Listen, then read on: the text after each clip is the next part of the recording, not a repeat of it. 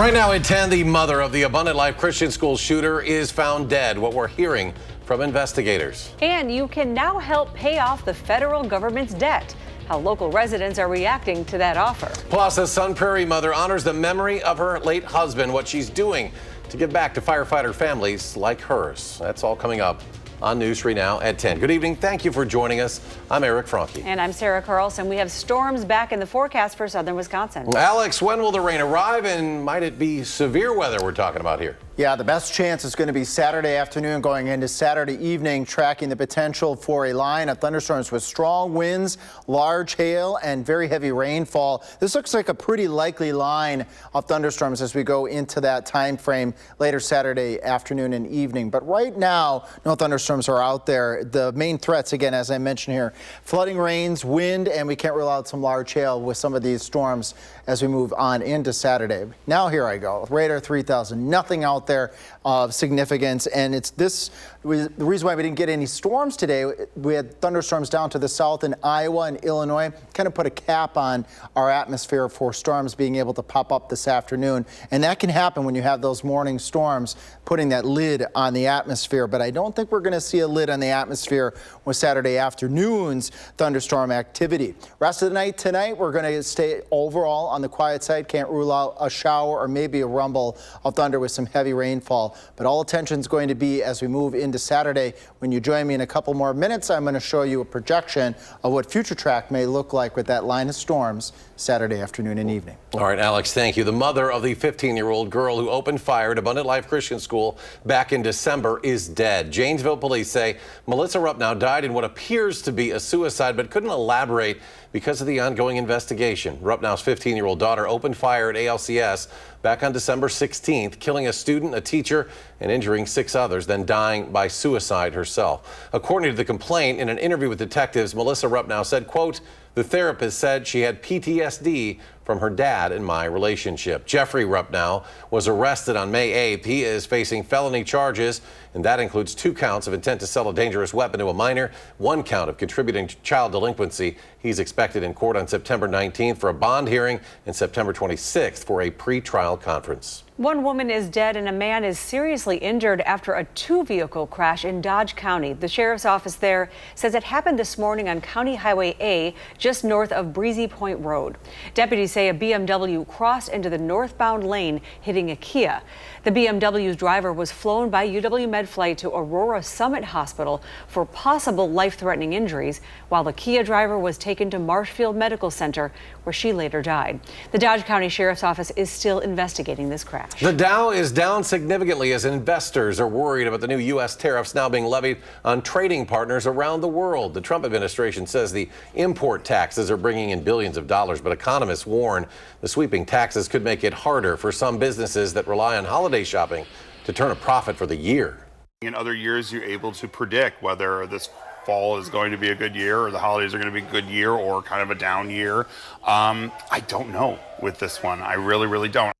The president also announced new retaliatory measures as part of an effort to end Russia's war with Ukraine, including a 50% tariff on India by August 27th for its continued use of Russian oil. And these new U.S. tariffs raised the nation's effective tax rate above 17%. And what does that mean for your wallet? Before today, virtually every country's goods were subject to a minimum 10% tariff. Now, about 40 countries with which the U.S. runs a trade deficit will face a 15% rate. While the president says tariffs will not lead to higher prices, experts say items that you come across on a daily basis, from electronics and clothing, watches and alcohol, even toys, will now probably cost you more. You either partner with us or you compete with us and face tariffs. This is the largest tax increase on U.S. consumers in 3 generations. Some countries face even steeper rates than 15%. For example, the tariffs on Canadian goods will start at a minimum of 35% unless they're compliant with the terms of the U.S.-Mexico-Canada agreement, in which case they will face no tariffs. Well, these days you can pay for just about anything with a tap or a swipe. And now you can even give the government money without cash or even a card. Maddie Himes reports. You may have heard of Venmo culture, digital payment apps that make it easy for friends and family to charge each other down to the cent with just a tap.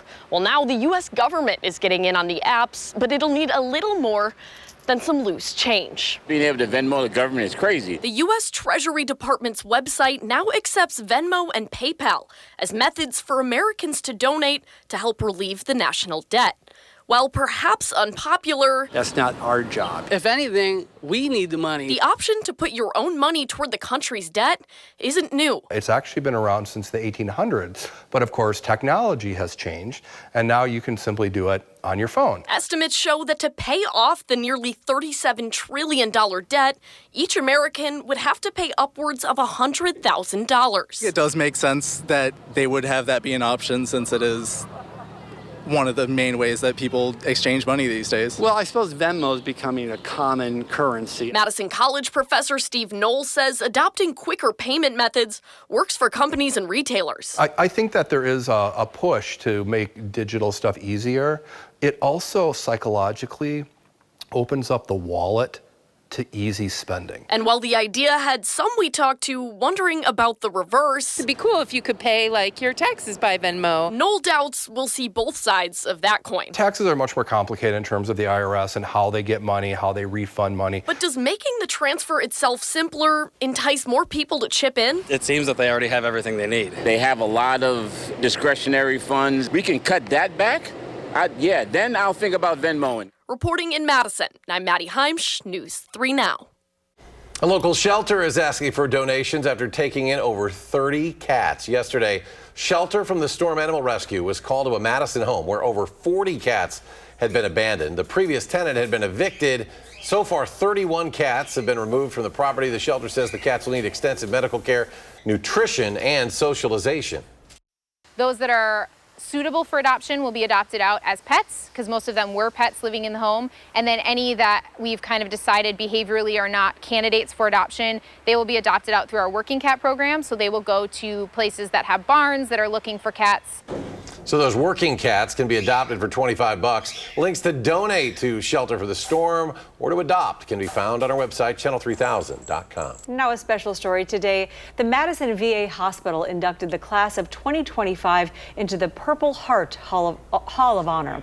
This year's inductees are Sergeant First Class William Maves of Edgerton, Lance Corporal Jacob Minert of Fort Atkinson, Monticello native Sergeant William Hustad, and Specialist Gary Johnson of Waterloo, and Private Warren Schuster of Freeport, Illinois as well. To be considered, veterans must have served in conflict, be eligible for care at the Madison VA Hospital and clinics, and demonstrated connection to the VA and community. Well, this weekend, the Packers are set to kick off the preseason against the New York Jets at Lambeau Field. And two defense starters did not take the field today, giving a newly converted cornerback some practice time. Senior writer Jason Wilde has more on how he performed. Bo Melton converting from wide receiver to cornerback was a fun, feel-good, offbeat story when it happened in June at the team's mandatory minicamp. But today, with Nate Hobbs not practicing and Keyshawn Nixon not practicing, two of their starting corners, Bo Melton was working with the #1 defense. And now it's not just a cute story, now it's, can Bo do the job? And Bo likes what he's done so far. Oh, yeah, for sure. I definitely wasn't expecting to make tons of plays. You know, I ain't make a million of them, but I made some plays. I was like, oh, snap, like, okay. Like, so did surprise myself, you know, with the, skills that, I brought to the table, I would say. But it definitely was fun just getting out there with the boys. Now, Bo Melton will be the first to tell you that he has a long way to go before he is a finished product as a cornerback. But he gets his opportunity on Saturday night in the preseason opener against the New York Jets right here at Lambeau Field. And he gets what he wants. He wants to go up against other players from a different team to really test himself, as opposed to going up against, the wide receivers that he'd been in the same room with before he moved to cornerback. So he'll get his big test. We'll have all the coverage of everything Bo Melton does in that game and everyone else. And we'll have coverage all season long for free at channel3000.com. And while you're there, make sure you sign up for our daily newsletter so you can get our Packers coverage delivered directly to your inbox. That's all from here. Back to you in the studio. All right, as always, thank you, Jason. The preseason opener Saturday kicks off at 7 p.m. at Lambeau Field as the New York Jets will make a visit to Green Bay. And News 3 Now Stuff the Bus campaign continues in partnership with the Boys and Girls Club of Dane County. We're helping local students start the school year off right. Between now and the 15th, we're collecting school supplies to support hundreds of students all across Dane County, and you can help by dropping off your donation at our drop-off sites, Walgreens stores, and Boys and Girls Club of Dane County. You can find more information on those locations and much more at channel3000.com. Ahead at 10, Alex tells us about the alert day conditions in the forecast. And supporting families of fallen firefighters, how one Sun Prairie mother is turning her grief into hope for people just like her. Stay with us.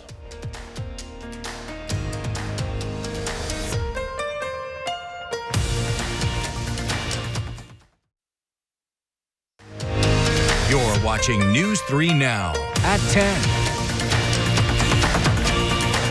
It has been 7 years now since a downtown Sun Prairie explosion killed not just a firefighter, but a husband and father of two. Josh Spreiter shows us why his widow continues to do something good for the community in a story you'll see only here on News 3. 4 rounds and we move on. Here we go. In 3, 2, and 1. Here we go. Most days you'll likely find Abby Barr right here Hands on that burn bar. on the floating floor at Burn Boot Camp in Sun Prairie. Ultimately, I wanted to be able to give back to a place that helped me so much in my healing process. Everybody back, please. That healing process continues 7 years after her family's worst day. I don't know what we're going to do without him. Her husband, Corey, was killed in the Sun Prairie explosion back on July 10th, 2018. After losing Corey, this was my go-to place to work out and be with the people in the community that are here. So now being able to own that and provide that space to other people, it fills my heart. First a member of this gym, Abby was able to purchase the place that quickly became a second home. I love being able to push people and show them that they can do more than they think they're capable of doing. Expanding her family over the years. Everybody that walks through that door has their own story, right? They go through who knows what in life, and we don't always know what that is, but this is where we invite them in and encourage them to be able to uplift themselves through exercise and the community that is here. We build those relationships in the gym. So every anniversary on that horrific day in history, she continues to host a workout to fill this boot with donations. Those proceeds go straight to organizations that support the families of fallen firefighters, just like her own. And of course, I just couldn't resist the workout, joining in for the cause. And it's really nice being able to see everybody come around, especially for something like this, where it's once a year, but everybody's wearing the shirts and everybody is coming to support Abby. Lindsay Bartlett is a paramedic in Sun Prairie.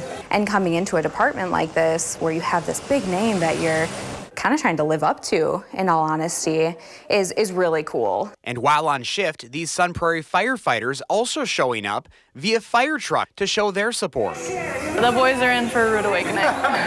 And sweat for Sun Prairie. We do work out on shift, but this is a little different way to still show support, but make it a little more fun. Ashley Badker is a lieutenant for Sun Prairie Fire.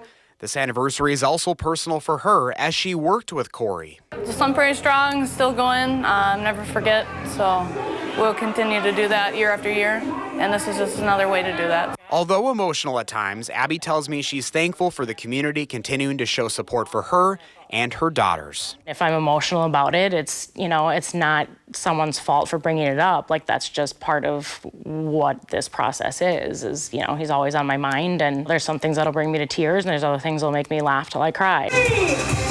For best advice for others, setting a positive intention to show love for one another. To be kind to people, because you never know what they're going through. People might have a bad day, and it could take one smile from a stranger that could totally turn their day around. Paying it forward by doing something good. In Sun Prairie, Josh Spreiter, News 3 Now. All right, take that out. And those high fives. Thank you so much, Josh. Now, Abby tells us the community has helped her raise about $2,500 over the past few years for the National Fallen Firefighters Foundation. If you'd like to help the cause, we've posted a link to this story on channel3000.com. Well, now to the weather. An alert day in the forecast for southern Wisconsin. Chief Meteorologist Alex Harrington joins us now with what we can expect. And it could be a pretty nasty line of thunderstorms that we're looking at, or maybe several on Saturday afternoon going into Saturday evening. Strong winds, large hail. This is for all of central and all of southern Wisconsin, this threat. Let's break this down here. The overall threats here, not just the winds and the hail, but we're also going to be looking at the potential for heavy flooding rains, not just Saturday, but carrying on into Sunday, Monday, maybe even into Tuesday as well. But let's continue to focus here on Alert Day Saturday. Some updates here to how we are presenting the Storm Prediction Center outlooks. When you see green, we used to call that marginal. When you see yellow, we used to call that slight. What that means is we have a scattered threat for severe weather, Madison areas to the northwest, a bit more on the isolated side for Madison and areas to the south and towards the east. So trying to break this down a little bit more into impact as opposed to saying marginal or slight or enhanced or moderate or so forth. So what we're looking at is scattered to isolated to scattered severe thunderstorms as we go into Saturday. And I think that slight risk is probably going to expand here if our future track projections and some of our other weather models that we're looking at here verify. This is what this could look like as we go into Saturday morning. Scattered thunderstorms, Madison areas to the northwest. That round moves through. Those thunderstorms push a little bit further to the north, perhaps as we head towards the late morning hours, going into the early afternoon hours, and then several other lines of thunderstorms, and some of these could again be severe. When you see these line segments, one stretching from Madison to Mineral Point to Platteville, another one stretching from, let's say Juneau down to Jefferson, down to Janesville, those line segments usually are an indicator of damaging winds being the main threat for those thunderstorms, and then they press quickly to the south and east, leaving us with a shield of heavy rain on the backside of those thunderstorms. Right now, quiet. You wouldn't think that this line of thunderstorms on Saturday is on its way, but we were expecting thunderstorms today, but we had storms down to the south in Iowa and Illinois that put a cap on the atmosphere, a limit on the atmosphere, and so that's why we didn't see those scattered thunderstorms pop up today. Future track for tonight, though, showing really nothing of significance. Probably just going to be a dry and a very muggy night tonight. Lows right around 70 with that outside chance of a shower or a thunderstorm. Highs up around 90 on Friday. You add the humidity, it's going to feel more like 95 to 100 on Friday with breezy conditions. There's that alert day Saturday going on into Sunday, Monday going on into Tuesday, and maybe even Wednesday. Periods of thunderstorms. I think our threats are going to transition from the potential of damaging winds and hail on Saturday to a heavy rainfall threat as we go Sunday into Monday into Tuesday. Some indications that some of this rain could be excessive, with some places picking up potentially a couple of inches of rain between Saturday night going into early next week. So we could be looking at some localized flooding conditions. And a long weekend. And a long weekend. Saturday for sure. Have the First One weather app handy and your remote ready to turn into Channel 3. All right. Thank you, Alex. All right, Alex. Thank you. Andrew's here, and you never know who might roll into the area these days. That's absolutely right. And sometimes it's one of the best Packers to ever play. And it's a quarterback at that. He knows a thing or two about playing the position. And Brett Favre gives his opinion on Jordan Love's potential next on News 3 Now.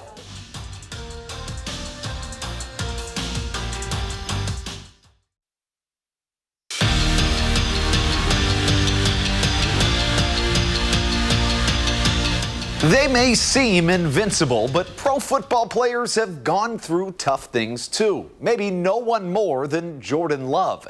He shared his story in a must-read article on the Players Tribune. His story shaped by his hero and his father taking his own life, and his mom, even when he was a backup in college, being by his side every step of the way.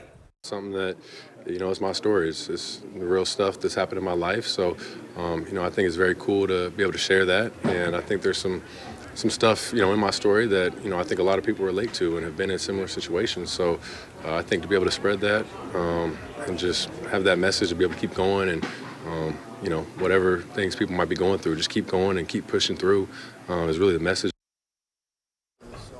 And the Packers open their preseason slate on Saturday. Training camp coming to a close for Jordan Love and his squad. And that game in the preseason will be against the Jets. Brett Favre was in town today at Tellurian Behavioral Health, raising awareness about addiction and raising fans' hopes for the upcoming season. Jordan is, I think he is a great quarterback. I think he's very capable. Obviously, he's got to stay healthy. The team has to stay healthy. But, if you look back 2 years ago, how close they came, they're not really that different.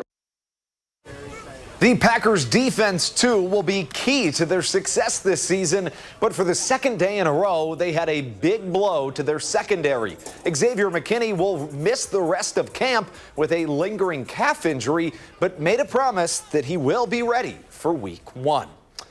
We are Lee Evans weeks away from Wisconsin football's season opener against Miami of Ohio, which of course is 3 weeks. It's also year 3 for Luke Fickell, a season that should answer a lot of questions about the future of the program. Wisconsin men's basketball, we found out today, will play Providence in their first game of the Rady Children's Invitational out in San Diego, which is bad news for the Friars. The Badgers have won each of their last 2 Thanksgiving Invitational tournaments. And last night was a historic one. If you missed it, the Madison Nightmares won their first Northwoods League title in franchise history, capping off a dream season as walk-off winners. And finally, grab your tissues. Hunter Wohler made his preseason NFL debut today. His dad was there and made this post on X. You made it, kid. You never stopped believing in yourself, and you always rose to the challenge. Love you, buddy.